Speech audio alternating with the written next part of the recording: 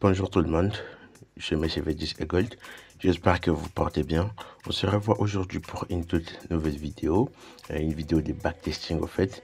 C'est la vidéo de la formation gratuite, notre 5e vidéo. Du coup, aujourd'hui, je me suis dit qu'on va pouvoir backtester la semaine passée, donc la semaine du 4 septembre je sais pas, c'est jusqu'au 9, ouais, jusqu'au 9 de vendredi, jusqu'au 9 septembre. On va pouvoir backtester cette semaine et ensemble, on va pouvoir décortiquer toutes les opportunités qui étaient dedans. Et ça, c'est l'opportunité pour vous de pouvoir voir comment je trade. Donc, pour toutes les personnes qui sont intéressées par ma stratégie et tout, ben, ce genre de backtesting, ça va vous offrir des opportunités de capter quelques éléments. Ok, alors sans pour tarder, on va débuter avec notre actif favori, les gold, parce que moi je ne traite que les V10 gold, d'où les V10 gold bien sûr. Alors, qu'est-ce qu'on voit d'abord? On voit ici, je mets l'outil de replay c'était au 4, ouais, j'ai mis ça au 4 septembre. Alors, directement, comme je vous l'ai dit souvent, pour commencer votre analyse, il faut faire quoi? Il faut d'abord déterminer la structure du marché, ok? C'est l'élément principal pour un trader, ok? Et du coup, bon, ça se voit, on est en daily, qu'on est bullish, ok? Grâce à ces moves ici, on a casé cette structure, on voit qu'on crée un ODF bien strict, ok? Okay. Donc là, on connaît très bien que sur les longs termes, le marché ne va faire qu'hausser. Alors, qu'est-ce qui va encore nous intéresser ici? On voit très bien que le marché, il est venu tester dans une dimension ici pour probablement effectuer une ambition qui va probablement, comme je vous l'ai dit, en trading, on ne parle pas avec certitude parce qu'on n'est pas sûr à 100%, personne ne peut prédire les marchés à 100%, même les meilleurs traders du monde, même ICT en personne, ne peut pas dire que les marchés vont faire ça, non, c'est toujours une probabilité, ok, et du coup, ce qu'il faut faire par contre, c'est mettre toutes les chances de notre côté, ok, grâce à notre analyse, grâce à la confiance qu'on accorde à notre stratégie. Alors, comme je vous le disais, les prix vont probablement venir tester dans cette dimension pour effectuer une impulsion qui va venir continuer la tendance bullish, ok. C'est un peu ma vision sur les gold actuels. Et du coup, bah, j'essaie donc sur les longs termes, j'essaie de chercher des swings pour acheter, ok. J'ai des swings ici, stabiliser move, histoire d'essayer d'acheter pour targeter cette grosse liquidité qui se trouve juste ici, ok. Alors, on voit très bien que ici, on a pris cette liquidité ici. Bon, on est dans la dimension ici, on effectue une belle impulsion. Alors, ici, notre objectif serait de chercher des achats. Mais comme je vous l'ai dit, ce n'est pas parce qu'on est bullish qu'on va seulement chercher des achats. Non, on bouffe l'impulsion comme les retracements, ok. L'impulsion, on appelle ça dans un langage un peu plus complexe, on appelle ça les 80% et les retracements les 20%, ok. Et du coup, ce n'est pas une raison de ne pas vendre, ok, parce que je vous ai dit que la stratégie est bullish, ne cherchez pas qui des achats, non. Si vous repérez une zone probable où les marchés vont effectuer un retracement entre 20%, ben, vous les bouffez, il n'y a pas de problème. Et comme moi je viens de les repérer, ben, je crois qu'ici, on constate ici qu'on a notre zone d'offre probable, intéressant. Pourquoi je repère cette zone d'offre? Pourquoi j'ai pris celle-ci et non pas celle-ci? Pourquoi? Parce que vous voyez très bien qu'il y a eu ODF qui s'était créé. Vous voyez que les marchés étaient venus, il a pris cette liquidité comme je vous l'ai dit. Bon, il prend la liquidité ici, ok. Juste après avoir pris cette liquidité, qu'est-ce qu'il a fait? Il a effectué ensuite donc un ODF bien précis. Vous voyez, bon, il est venu casser, bon, il teste ici, il part. Pareil aussi ici, bon, il casse, il teste, il part. On voit très bien qu'on a un ODF très bien précis ici, d'où mon envie de prendre cette zone d'offre ici. Et confiance, comme je vous l'ai dit souvent, les meilleures zones d'offre et dimensions sont ceux qui sont tracés toujours après la prise des liquidités. Mais juste, on voit que les prix puissent venir mitiger notre zone d'offre. Qu'est-ce qu'on voit? On voit directement une belle prise de liquidité. C'est high qui est passé pour liquidité. Donc ça, c'est plus nickel. Ça montre plus que cette zone d'offre a beaucoup plus de chances de tenir. Alors, pour un petit rappel, ce n'est pas parce que je vous dis que cette zone d'offre va tenir que vous allez prendre des sels et commencer à targeter ces lots. Non, ça va être débile. Vous savez pourquoi? Parce que non, on sait très bien que les mouvements que cette zone d'offre va nous faire, ça va tout simplement être un retracement. Okay? Un retracement qui va probablement venir tester ici pour continuer les moves aussi. Comme je vous l'ai dit, avec ma stratégie, nous on bouffe tous les moves. Ok, on ne fait pas des quartiers. Ok, genre on achète ici, on va ici, on va ici, on achète ici. C'est un peu ça. Du coup, vous voyez que seulement cette zone d'offre va nous permettre de bouffer seulement ces retracements ici. Ok, on bouffe les retracements. Je sais pas, il va s'arrêter peut-être dans cette zone. De toute façon, on va analyser ça après. Ok. Et quand le prix aura bon, il va tester ici. Nous, on a vendu ici, hein, c'est ça le principe. Encore bon, on achète ici. Vous voyez qu'on surfe sur tous les moves, en pitchant comme retracement. Genre là, bon, on s'est fait du cash partout, partout. Et c'est là, c'est grâce un peu à la vision que j'ai développée pendant pas mal de temps. Alors, on va voir ici, on descend le time frame, comme je vous l'ai dit. Tous les time frames sont utilisés pour décortiquer les marchés. Ok, genre nous ici on n'a pas des time frames spécifiques. Genre je vais pas venir vous dire que moi j'utilise seulement les H4. Non. Moi j'utilise tous les time frames parce que chaque time frame contient des informations qui vont m'être utiles. Ok, genre moi je vais pas venir vous dire qu'il faut seulement utiliser les H4, les daily. Non. J'utilise tout ça ici, tout ça. Ok, j'utilise absolument tout. Et chaque time frame pour moi a un rôle très spécifique. Il y a des informations qui ne sont pas ici en H1 qui sont ici en M45. Il y a des informations qui ne sont pas ici, qui sont ici en H4. Il y a des informations qui sont ici, mais qui ne sont pas ici en H4, mais qui sont ici en M3. Ainsi de suite. Et du coup, vous voyez que seulement grâce à ça, vous allez être capable de pouvoir bien décortiquer les marchés. Alors, qu'est-ce qu'on voit ici? Moi, je vois très bien une belle distribution qui s'est créée. Ok. Comme je vous l'ai dit, moi je ne me focus pas sur les appellations. Ici, moi je repère ma première prise de liquidité avec mon unité ici. Ok, unité. Alors, je vous montre un peu.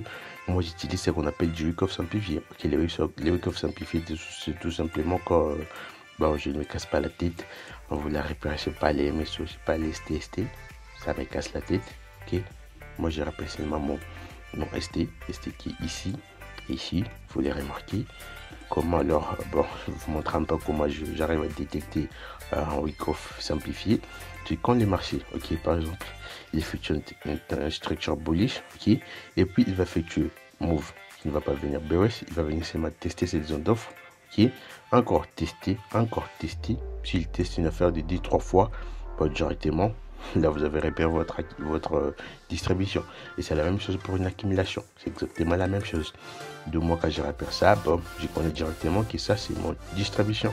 Ok. Et on connaît que distribution plus prise de liquidité plus zone d'offre, qu'est-ce qui est meilleur que ça pour un trader. Ok. Là, on a absolument toutes nos confirmations qu'ici, le marché va probablement baisser. Ok. Et comme d'habitude, les lots, ces lots ici, les lots de, je sais pas comment on appelle ça, mais ces lots, c'est toujours de la liquidité. Genre, quand vous repérez votre accumulation de distribution, ces lots, c'est toujours la liquidité. Là, on est à H1, on va encore descendre à leur time frame pour décortiquer encore plus les marchés. Ok, on va partir en M5, ok, histoire de voir s'il y avait moyen de prendre une position ici. Ok, on va les marcher les venir, bon, tester dans notre zone d'offre.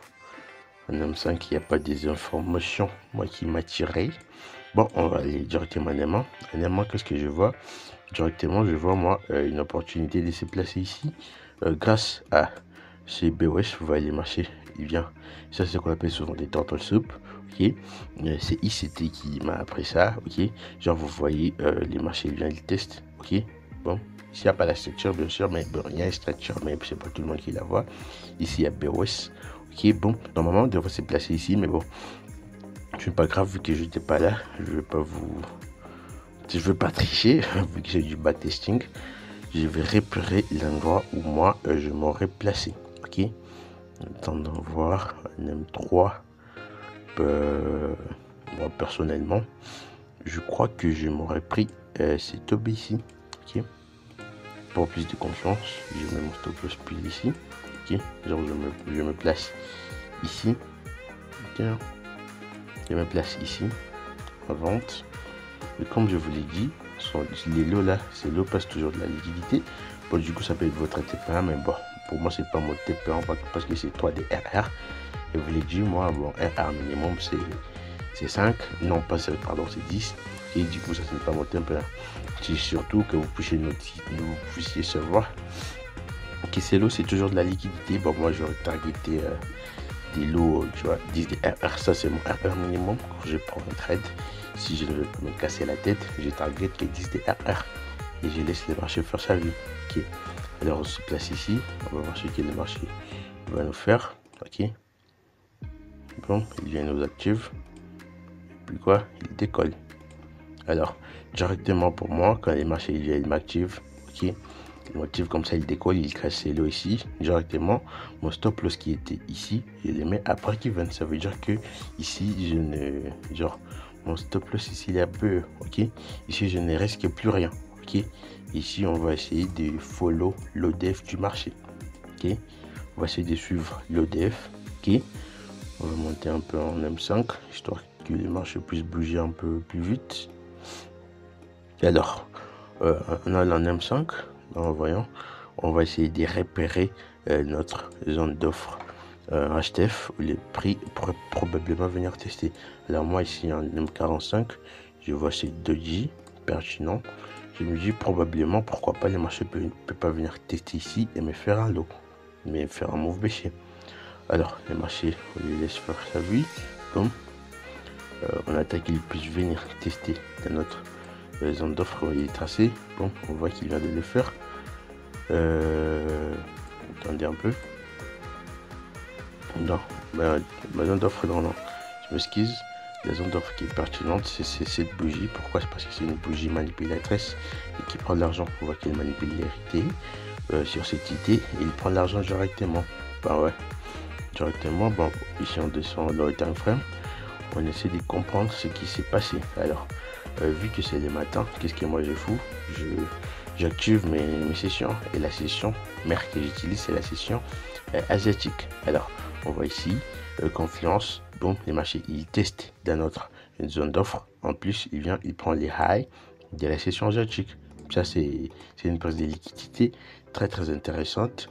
Ça va chaque fois nous montrer que bon, les marchés est pareil pour décoller. Comme je vous l'ai dit, après toujours la prise de liquidité, c'est quand les marchés va en fait pouvoir décoller. Ok, c'est quand les marchés vont prendre la liquidité qu'en fait il va prendre de l'essence et du coup là ça va être pertinent pour lui de décoller. Alors pour moi personnellement ici, bah, j'aurais pris comme point d'entrée, on voit ici 3 doji ici, je ne m'aurais pas gêné. Bon, je prends ces entrées ici, on place notre sell limite ici. Ok, on essaie de targeter des lots qui sont de plus en plus bas. On rappelle, on a notre première position ici. Ok, on prend notre deuxième position. On target, moi, RR minimum, c'est 10 d'abord. Bah, ici, j'aurais targeté ces lots directement. C'est l'eau. Ici, il n'y a pas de RR minimum. Il y a des fois où j'ai targeté des lots directement. Des liquidités, parce qu'on connaît tout ce qui est ça. C'est de la liquidité, ça va péter, c'est obligé. Ok, ici, on va essayer de voir. Bon, il prend les highs de la session asiatique. Qu'est-ce qui vient de se passer là? Il prend les highs de la session asiatique. Ok, ici il nous fait un BOS, donc on attend simplement qu'il puisse venir nous activer. Et je crois ici qu'il n'est pas venu nous activer. Je me rappelle de ces trades. Si les prix n'est pas venu m'activer, bon, ça arrive. C'est pas une raison de péter un plan, ok, genre de commencer à crier, genre de perdre les contrôles. Non, les marchés nous laissera toujours d'autres entrées. On les laisse faire sa vie, il fait sa vie. Bon, on voit que ces trades n'a pas été activé, du coup bon, on va réduire histoire que puisse nous laisser des places. On va encore essayer de décortiquer les marchés. Ok, qu'est-ce que moi je repère? Probablement une zone de market shift ici. On va regarder la réaction qui va s'effectuer là-dessus. Ok, on voit que le marché il essaie de consolider puis sur notre market shift. C'est probablement une confirmation que le prix risque de baisser ici. Alors on va être attentif. Essayer de me regarder ce que les marchés nous fait. Ok. Retest. Moi ce que j'attends ici c'est prise de liquidité. Prise de liquidité avant de me placer. Ok. Bon. Il y a ma prise de liquidité qui vient de s'effectuer ici. Je sais pas, vous venez de le voir. Il y a ces highs qui viennent de se faire liquider. Pour moi, comme je vous l'ai dit, toujours on va de se placer. Il faut être sûr de repérer vos prises de liquidité. Parce que si vous n'êtes pas capable de repérer vos prises de liquidité, c'est vous qui allez être la liquidité. C'est logique au fait.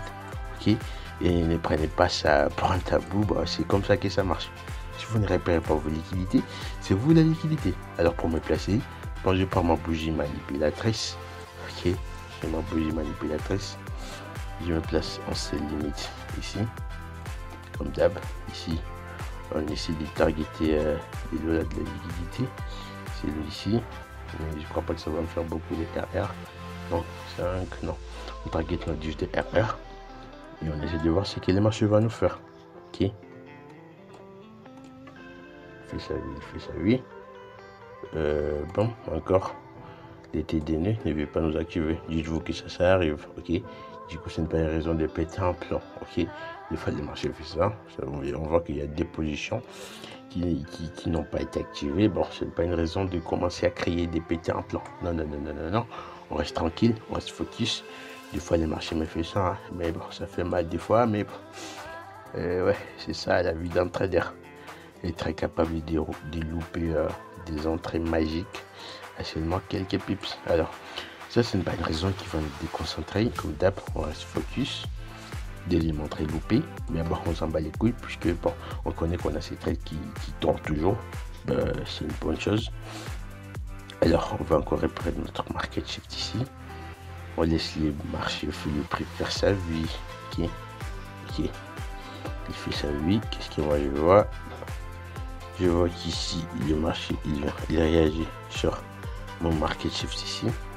Très nickel. Et qu'est-ce qu'il voit encore? Il prend la liquidité. Ça, c'est une autre information très pertinente. Ok. Alors, ici, je me dis probablement, il y a moyen de se placer. Là-bas, oui, il y a moyen. Vous voyez, il a créé une structure. Bon, il nous donne un BOS. Avant de prendre la liquidité, donc il prend la liquidité, il nous donne un BOS pertinent ici. Ça montre tout simplement que ici les big boss ont la volonté de pousser les marchés vers les bas. Alors qu'est-ce que moi je fous dans des cas pareils? C'est simple, je repère mon PE, ok, ma bougie manipulatrice qui prend l'argent qui est ici, ok, et moi bon je me place. Si moi je me replace ici et ensemble on va suivre cette position, ok. Je me place ici et je target 10 de RR avant, 10 d'abord. Ici, bon, des fois quand je veux pas targeter des liquidités, je ne target que 10 de RR, seulement 10. C'est en fait c'est l'outil qui m'aide à me repérer en fait. Ok, genre ici, bon, le marché fait sa vie comme d'hab. Quand le marché casse ici directement, et ce qui reste mon stop loss, genre mon stop loss qui était ici, je le mets à break-even, genre je ne risque plus rien, ok. Genre ici on connaît qu'on a des trades qui sont à break-even, ok, des trades qui sont à BE, ok. Et du coup on va laisser le marché faire sa vie. Les premiers TP il est ici, 10 de RR, je suis 10, on va voir ce qu'il va nous faire, ok. Il fait sa vie.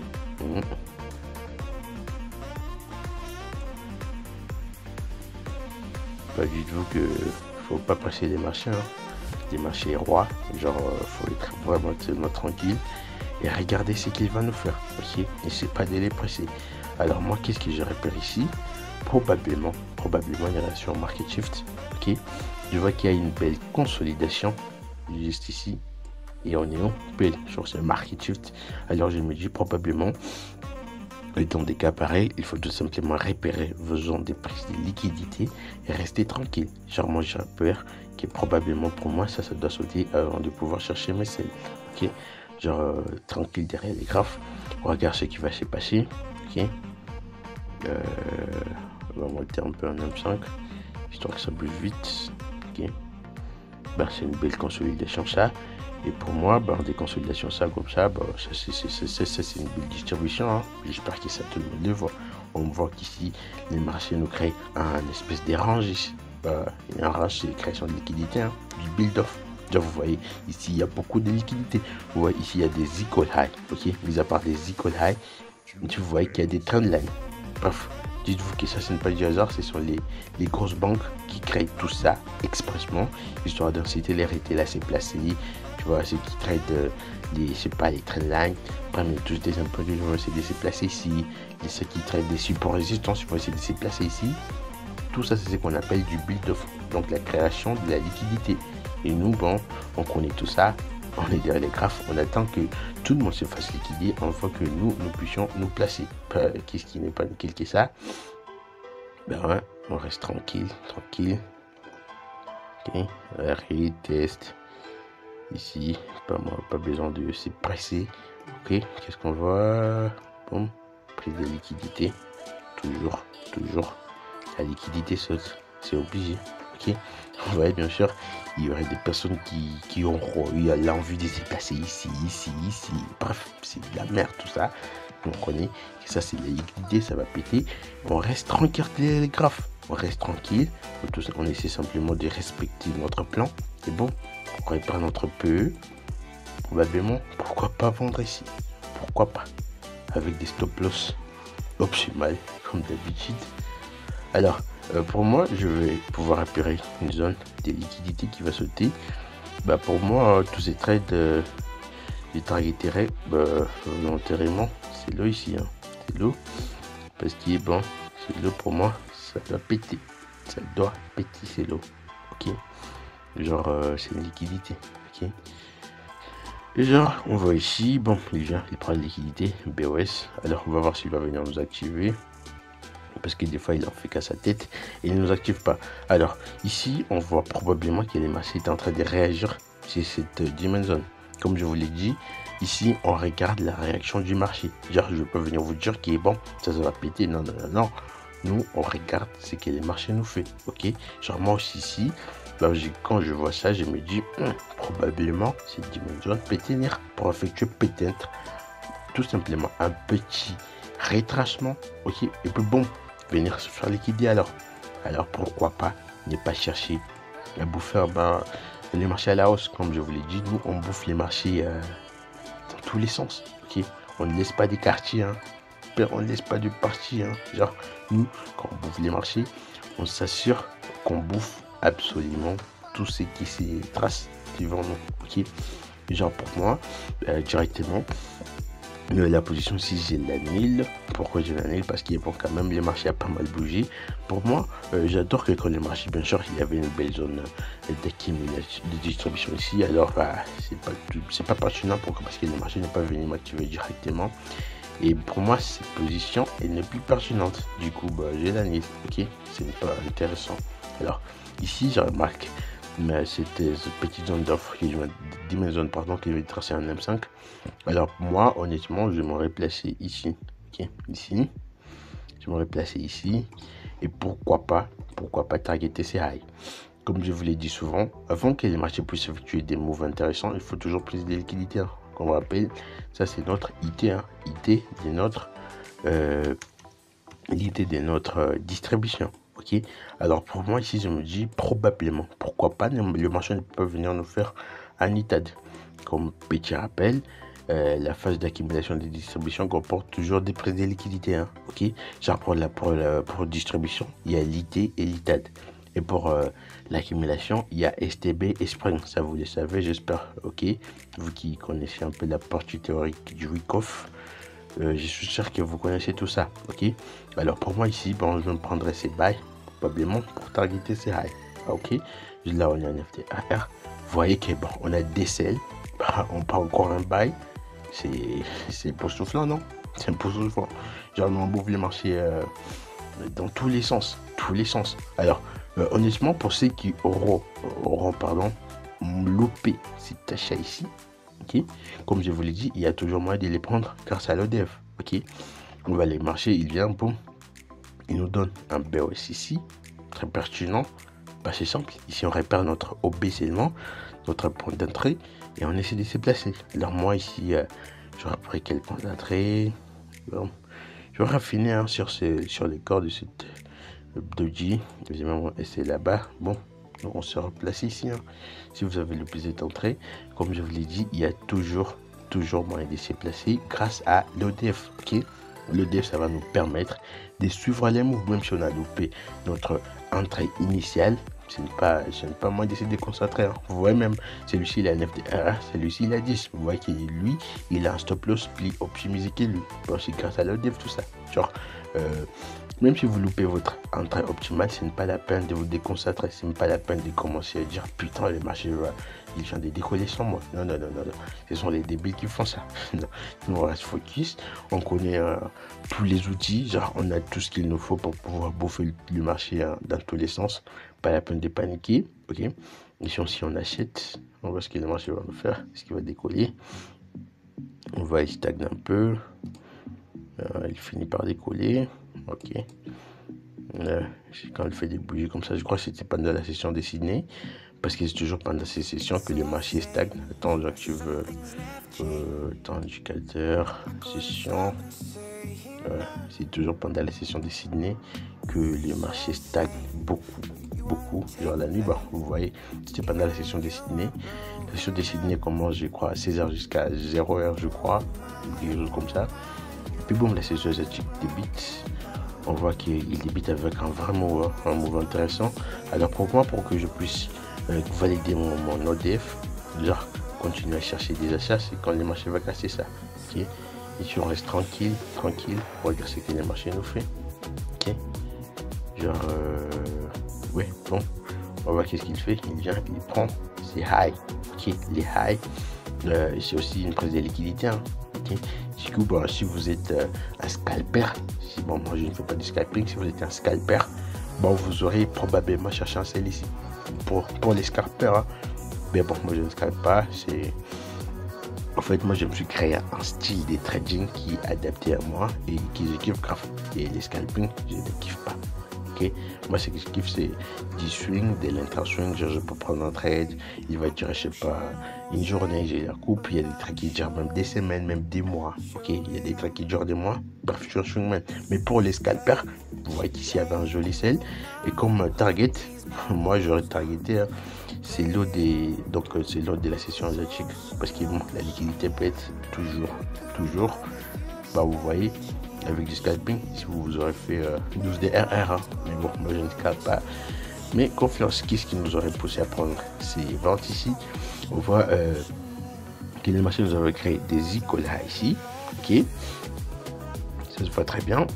Et mis à part des icolas, on va bien tester de cette zone d'offre. Ok, confiance encore. Ici, on a les highs de la session asiatique. Confiance de plus. Genre, bon, si on se place pour le scalper, bon. Désolé, hein. Vous voyez qu'il vient de se prendre un stop loss. Bon, ça arrive. Personne ne peut éviter des stop loss. Et comme je vous l'ai dit, moi je ne scalpe pas. Hein. Ce n'est pas un style de trading que j'ai créé pour moi en fait. Il y a des personnes pour qui ça marche, mais pour moi non. Pour moi je ne kiffe pas. Je ne kiffe pas du tout. Alors, cette position, moi je ne l'aurais pas pris jamais de la vie. Parce que les scalping pour moi, en fait les scalping ça met l'émotion directe. Genre vous ressentez l'émotion à l'instant T. Et moi je ne kiffe pas ça. Il faut vraiment vous laisser du temps de réagir. Genre pour le swing, vous avez le temps de réagir. Comme par exemple, toujours la précision. C'est toujours la précision. On connaît là-haut le prévenir liquider. On voit bon, il va faire quoi? Il descend expressément procédément vient liquider les lots de la session asiatique. Ce n'est pas du hasard, c'est de la précision tout ça. Okay? Et nous on repère dans zone de liquidité, on reste tranquille derrière les graphes. Pas la peine de se casser la tête parce qu'on connaît nos zones des liquidités qui vont péter et on attend que ça pète. Alors, moi je m'aurais placé où? Bon, c'est simple. Je prends la bougie manipulatrice, je prends l'argent. Simple, ok. Et je pense mon buy limit. On possède tout, ok. Et on essaie de targeter des liquidités. Comme je vous l'ai dit, bah pourquoi pas les marchés nous faire un Italie. Pourquoi pas, ok. Avant de venir casser cette dimension qui est en train de tenir les marchés ici, hein, ok. Et on voit qu'on a maintenant trois positions à vente ici, ok.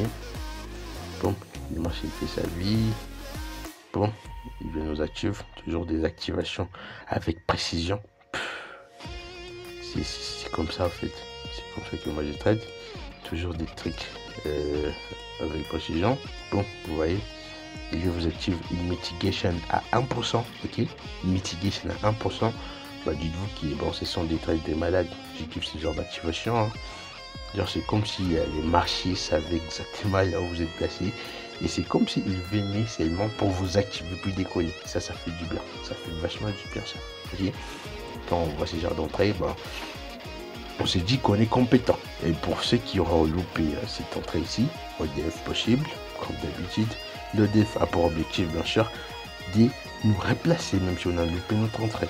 Ok, genre bah, moi si j'avais loupé cette entrée, je m'aurais pris encore un bail ici, hein, sans pour autant me poser mille et une questions. Encore un bail, target cette liquidité. Pourquoi pas, je vous l'ai dit, les marchés va probablement, comme je vous l'ai dit, on n'utilise pas la certitude, c'est toujours probablement, ok, j'en vais pas vous dire, les marchés vont venir pour cette liquidité, non, je suis pas dit, non, ok, quand les marchés vont venir ici, non, ce que je vais faire, je vais regarder la réaction dans cette dimension, comme je vous l'ai dit, hein, on vient encore de regarder la réaction dans cette dimension, ok, on voit que ça va nous donner des achats, et ici encore, on va regarder la réaction dans cette zone d'offre, on va pas directement dire que ça va sauter, non, non, non, non, on regarde les réactions qui s'effectuent dans nos zones, ok, on ne valide pas directement, ça va péter, ça va pas péter, non, non, non, non, non, là, vous allez tout droit dans un mur, ok.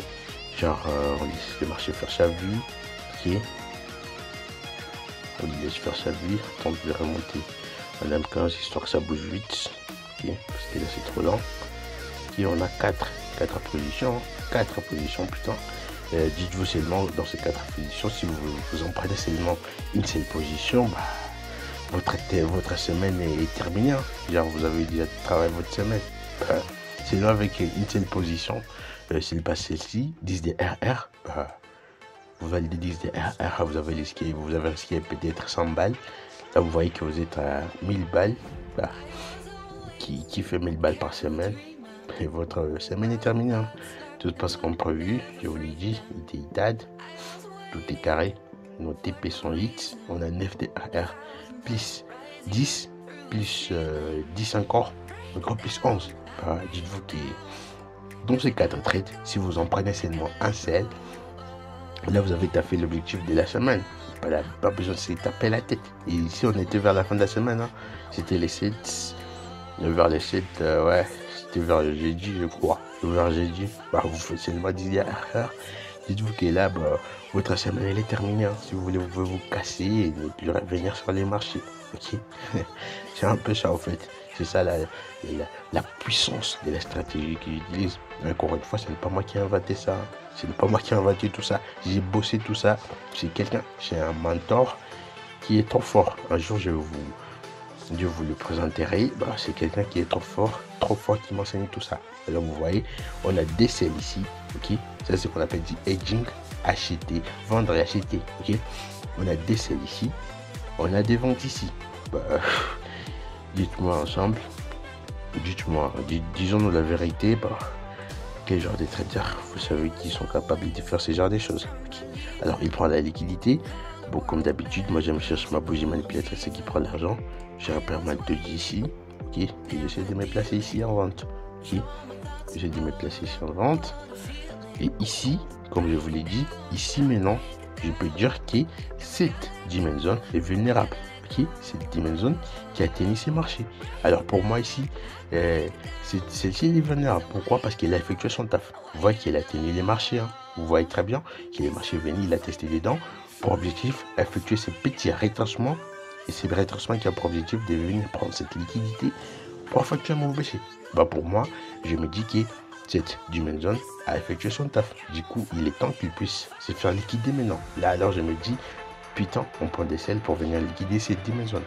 Là, vous comprenez maintenant, quand je vous dis que nous, on ne fait que regarder la réaction du marché. On ne se presse pas, ok? On ne se presse pas. Okay. On commence par se dire, le marché va venir, il va faire ça, il va faire ça. Non, non, non, non, non, non. On regarde ce que le marché nous effectue. Genre, si par exemple, vous vous êtes dit directement que ça va péter, bon, on n'aurait pas été capable de prendre ces achats ici, hein. Normal, vu que vous auriez mis dans votre tête que le marché va venir péter cette liquidité. Bon, il y avait des opportunités d'acheter, vous n'allez pas acheter ici parce que ça c'est une liquidité. Non, ça ne fonctionne pas comme ça. Nous, on regarde nos réactions. On connaît que probablement ça peut être une dimension. Confiance encore, une fois qu'il avait pris la liquidité. Du coup, on trace notre bougie manipulatrice qui prend l'argent. On se dit probablement, il va tenir les marchés. Okay. Et du coup, quand il nous donne nos confirmations d'acheter, pourquoi pas ne pas les faire? On prend nos achats. Ok, il n'y a personne qui va nous interdire de les faire. On achète ici. Et vous voyez que ça va vous éviter à louper beaucoup d'entrées. Hein. Beaucoup d'entrées. Parce qu'il y a des personnes qui se mettent en tête que non, ça c'est liquidé, ça doit péter. Et ils vont oublier que le marché peut probablement venir réagir dedans pour faire un petit move, un petit retracement. Et dites-vous que ces petits retracements, grâce à ces petits retracements, vous pouvez seulement taper l'objectif de votre semaine. Hein. Ok, comme par exemple ici, vous chopez seulement ces trades d'ici, l'objectif de votre semaine elle est terminée. Hein. Donc pour moi, je me fixe des TP, genre 20 RR par semaine. Ceci, je me 20 RR. J'ai trade bien cher, mais bon, je vais pas me casser la tête. Ok, je peux trader, mais je veux pas être comme quelqu'un qui n'a pas pris des trades tout au long de la semaine. Ok, alors. On va le marché, il fait sa vie. Alors, je crois que c'est ici, là où la fin de la semaine. Oui, c'était la fin de la semaine ici. Alors, on va effectuer notre bilan. Ici, on a 10 DRR, plus 10 DRR, plus ça fait 20, ça fait 29, ça fait 39, ça fait 49, ça fait 50. 50 DRR, putain de merde. Dans une semaine seulement, hein. Ils disent donc que tout ça est possible. Ce n'est pas du mytho, ok? On vient de bâtir ensemble. On a loupé des entrées. Et certes, ça arrive, ok? C'est tout simplement grâce à la vision que vous développez que vous allez être capable. C'est ça qui va vous permettre d'être capable de faire ce genre de choses, ok? Et dites-vous que ce n'est pas cadeau, hein. Il faut taffer dur. Et genre, sur ma chaîne YouTube, je vous publie les vidéos qui vont vous aider à faire tout ça. Ok, genre, envie d'entendre la fin de notre session de backtesting. Alors, j'espère que la vidéo vous aura plu. N'hésitez pas à liker, partager, commenter comme d'habitude. Et aussi, n'hésitez surtout pas à venir vous abonner sur mes différents canaux. On va créer une très grande communauté de trading. Et bien sûr, les gens vont être époustouflés. Hein. Bien sûr, vont être époustouflés parce que tout cet taf va être effectué par moi et vous. Ok, vous allez venir, vous allez vous abonner. Moi, je vais vous publier du contenu de qualité et on va être nickel. Donc, partagez, likez, commentez, abonnez-vous sur mes canaux. Je vais publier dans la description. Et pour cela, ça c'est une vidéo de la formation gratuite. Il y a d'autres vidéos, il y en a 4. N'hésitez pas à les visualiser, ce sont des vidéos vraiment pertinentes. Alors, on se dit à bientôt pour notre nouvelle vidéo. Ciao!